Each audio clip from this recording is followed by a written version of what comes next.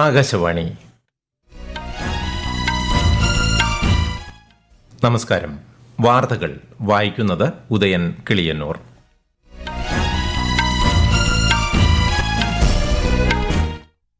പ്രധാന വാർത്തകൾ. ഡൽഹി നിയമസഭാ തെരഞ്ഞെടുപ്പ് ഫലം ഇന്ന്. വോട്ടെണ്ണൽ അല്പസമയത്തിനകം ആരംഭിക്കും. സ്കിൽ ഇന്ത്യ പദ്ധതിയുടെ തുടർച്ചയ്ക്കും പുനഃസംഘടനയ്ക്കും കേന്ദ്ര മന്ത്രിസഭാ അംഗീകാരം. ദേശീയ സഫർ കർമ്മചാരി കമ്മീഷന്റെ കാലാവധി 2028 മാർച്ച് വരെ നീട്ടി. സൌത്ത് കോസ്റ്റ് റെയിൽവേ സോണിനും അംഗീകാരം. പ്രധാനമന്ത്രി നരേന്ദ്രമോദിയുടെ ഫ്രാൻസ് US സന്ദർശനത്തിന് മറ്റന്നാൾ തുടക്കം. ഫ്രാൻസിൽ നടക്കുന്ന നിർമ്മിത ബുദ്ധി ഉച്ചകോടിയിൽ പ്രധാനമന്ത്രി പങ്കെടുക്കും.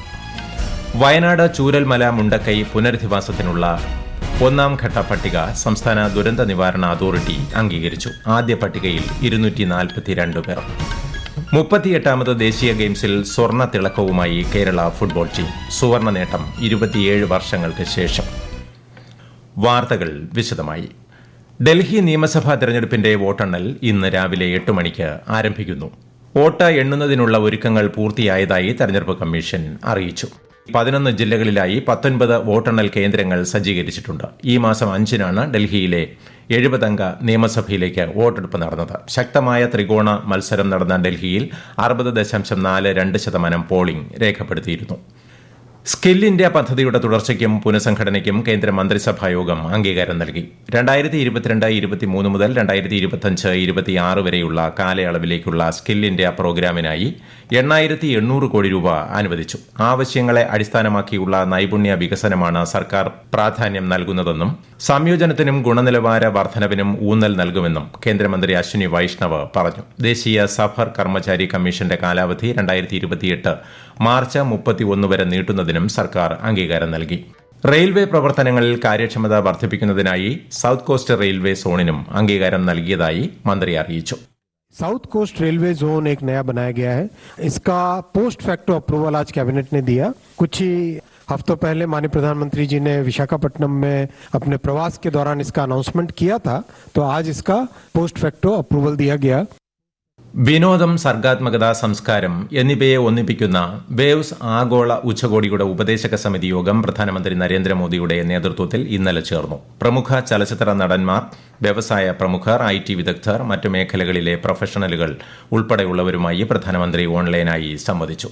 ഉപദേശക സമിതിയിലെ അംഗങ്ങൾ സമൂഹത്തിന്റെ വിവിധ മേഖലകളിൽ നിന്നുള്ള പ്രമുഖരാണെന്ന് സമൂഹമാധ്യമ പോസ്റ്റിൽ പ്രധാനമന്ത്രി പറഞ്ഞു. ഇന്ത്യയെ ആഗോള വിനോദ കേന്ദ്രമാക്കി മാറ്റാനുള്ള ശ്രമങ്ങളെ എങ്ങനെ മെച്ചപ്പെടുത്താമെന്നതിനെക്കുറിച്ച് വിലയേറിയ നിർദ്ദേശങ്ങൾ സമിതി അംഗങ്ങൾ പങ്കുവച്ചുവെന്നും അദ്ദേഹം പറഞ്ഞു. പ്രധാനമന്ത്രി നരേന്ദ്രമോദിയുടെ ഫ്രാൻസ് US സന്ദർശനത്തിന് മറ്റന്നാൾ തുടക്കം. ഇരു രാജ്യങ്ങളും ഇന്ത്യയും തമ്മിലുള്ള തന്ത്രപരവും സാങ്കേതികപരവുമായ പങ്കാളിത്തം ഉറപ്പുവരുത്തുന്നതിൽ യാത്ര ഊന്നൽ നൽകും.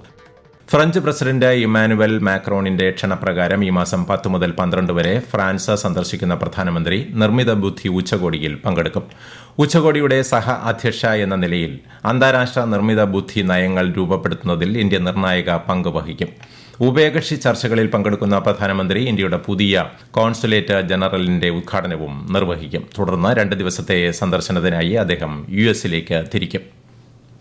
ത്രിപുരയിൽ സ്കൂൾ കോളേജ് വിദ്യാർത്ഥികളെ ശാക്തീകരിക്കുന്നത് ലക്ഷ്യമിട്ടുള്ള നൈപുണ്യ വികസന പരിശീലന പരിപാടി സ്കിൽ ഉദയ് തോങ്കെ മുഖ്യമന്ത്രി മണിക് സാഹ ഉദ്ഘാടനം ചെയ്തു. ഇന്നലെ അഗർത്തലയിൽ ഇൻസ്റ്റിറ്റ്യൂട്ട് ഓഫ് ടെക്നോളജിയിൽ 80,000-ഓളം വിദ്യാർത്ഥികളെ വിവിധ സംരംഭങ്ങളിലൂടെ ശാക്തീകരിക്കുകയാണ് ലക്ഷ്യമെന്ന് മുഖ്യമന്ത്രി പറഞ്ഞു. രാജ്യത്തെ വിമാന നിർമ്മാണം അവലോകനം ചെയ്യുന്നതിനും മെച്ചപ്പെടുന്നതിനുമുള്ള ഉന്നതതല യോഗം വ്യോമയാന മന്ത്രി രാംമോഹൻ നായിഡുവിന്റെ അധ്യക്ഷതയിൽ ചേർന്നു. സിവിൽ ഏവിയേഷൻ സെക്രട്ടറി ഉൾപ്പെടെയുള്ള മുതിർന്ന ഉദ്യോഗസ്ഥരും വ്യവസായ ഗവേഷണ സ്ഥാപനങ്ങൾ, വിവിധ സർക്കാർ വകുപ്പുകൾ എന്നിവയുടെ പ്രതിനിധികളും പങ്കെടുത്തു. ആഭ്യന്തര ഉൽപ്പാദനം ശക്തിപ്പെടുത്തുന്നതിനും വിമാന നിർമ്മാണ മേഖലയിൽ ആഗോള മത്സരക്ഷമത വർദ്ധിപ്പിക്കുന്നതിനുമുള്ള ചർച്ചകളാണ് പ്രധാനമായും നടന്നത്. ആഗോള വ്യോമയാന രംഗത്ത് മുന്നിലെത്തുന്നതിന് സമഗ്രമായ സാഹചര്യം സൃഷ്ടിക്കുകയാണ് ലക്ഷ്യമെന്ന് മന്ത്രി പറഞ്ഞു. ഈ വാർത്തകൾ ആകാശവാണിയിൽ നിന്ന്. ആകാശവാണി വാർത്തകളും വാർത്താ അധിഷ്ഠിത പരിപാടികളും all India radio news Thiruvananthapuram YouTube ചാനലിലും @all India radio news Thiruvananthapuram Facebook പേജിലും AIR ന്യൂസ് _ ഇൻസ്റ്റഗ്രാം അക്കൌണ്ടിലും @AIR ന്യൂസ് _ TVM X ഹാൻഡിലും ലഭ്യമാണ്. ചൂരൽമല മുണ്ടക്കൈ ദുരന്തത്തിൽപ്പെട്ട് പുനരധിവസിപ്പിക്കേണ്ടവരുടെ ആദ്യഘട്ട പട്ടികയ്ക്ക് അംഗീകാരം. സംസ്ഥാന ദുരന്ത നിവാരണ അതോറിറ്റിയാണ് പട്ടിക അംഗീകരിച്ചത്. 242 പേരാണ് പട്ടികയിൽ ഉൾപ്പെട്ടിട്ടുള്ളത്. ജില്ലാ കളക്ടറുടെ അധ്യക്ഷതയിൽ വയനാട് കളക്ടറേറ്റിൽ ഇന്നലെയാണ് യോഗം ചേർന്നത്. കേന്ദ്ര ബജറ്റിൽ പ്രഖ്യാപിച്ച 1 ലക്ഷം കോടിയുടെ നികുതി ഇളവ് പണപ്പെരുപ്പത്തിൽ നിർണായക മാറ്റമുണ്ടാക്കില്ലെന്ന് reserve bank governor Sanjay Malhotra. Repo നിരക്ക് 6.5% നിന്ന് 6.25% കുറയ്ക്കാനുള്ള പണനയ അവലോകന സമിതിയുടെ തീരുമാനത്തിന് ശേഷം മാധ്യമപ്രവർത്തകരെ അഭിസംബോധന ചെയ്യുകയായിരുന്നു അദ്ദേഹം. വിവേകപൂർണമായ സാമ്പത്തിക പെരുമാറ്റവുമായി ബന്ധപ്പെട്ട ചട്ടക്കൂട് ശക്തിപ്പെടുത്തുന്നതിനും യുക്തിസഹമാക്കുന്നതിനുമുള്ള പരിഷ്കരണം RBI തുടരുമെന്ന് ശ്രീ മൽഹോത്ര പറഞ്ഞു. We will continue to strengthen, rationalize and refine the prudential and conduct-related framework. We recognize that regulation to enhance stability and consumer protection too is not devoid of costs. There are trade-offs between stability and efficiency. We will keep this trade-off in mind while formulating each and every regulation. 38ാമത് ദേശീയ ഗെയിംസിൽ സ്വർണ്ണ തിളക്കവുമായി Kerala football team. 27 വർഷങ്ങൾക്ക് ശേഷമാണ് കേരള പുരുഷ football team ദേശീയ ഗെയിംസിൽ സ്വർണം നേടുന്നത്.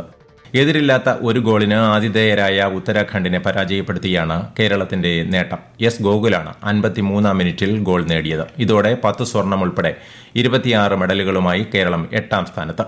39 സ്വർണവുമായി സർവീസസ് 1ാമതും കർണാടകയും മഹാരാഷ്ട്രയും 2ഉം 3ഉം സ്ഥാനത്തുമാണ്. അതേസമയം ദേശീയ ഗെയിംസിലെ അത്ലറ്റിക് മത്സരങ്ങൾക്ക് ഇന്ന് തുടക്കമാകും.